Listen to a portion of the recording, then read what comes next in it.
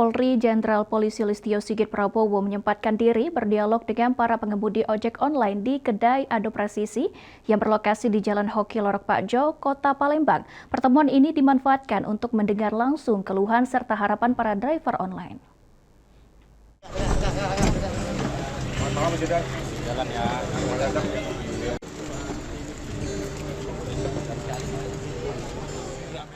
Dalam kunjungannya, Kapolri Jenderal Polisi Listio Sigit Prabowo bertemu dengan perwakilan pengemudi dari berbagai aplikator ojek online di kedai Ado Presisi Jalan Hoki pada Sabtu 7 Maret 2026 pukul 19.30 waktu Indonesia Barat. Pertemuan ini menjadi kesempatan bagi para driver untuk menyampaikan secara langsung berbagai tantangan yang mereka hadapi saat bekerja di lapangan.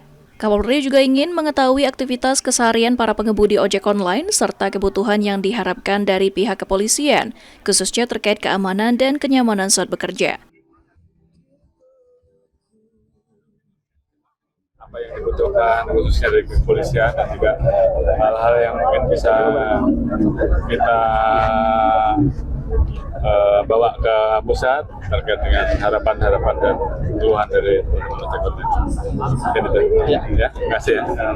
Sementara itu, Ketua Asosiasi Driver Online Sumatera Selatan, Muhammad Asrul Gunawan mengatakan, kedai Ado Presisi dibangun sebagai fasilitas bagi para pengemudi ojol untuk beristirahat sembari menunggu pesanan. Selain itu, kedai ini juga menyediakan makanan dengan harga lebih terjangkau bagi para driver. Melalui pertemuan ini, para pengemudi ojek online juga dapat menyampaikan langsung berbagai keluhan dan harapan kepada Kapolri dalam satu forum diskusi.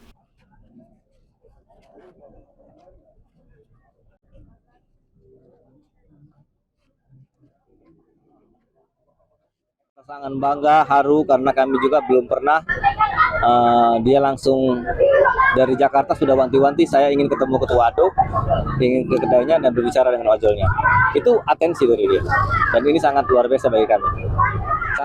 Diharapkan melalui dialog ini berbagai aspirasi para pengemudi ojek online dapat menjadi perhatian guna meningkatkan pelayanan serta kesejahteraan driver di lapangan.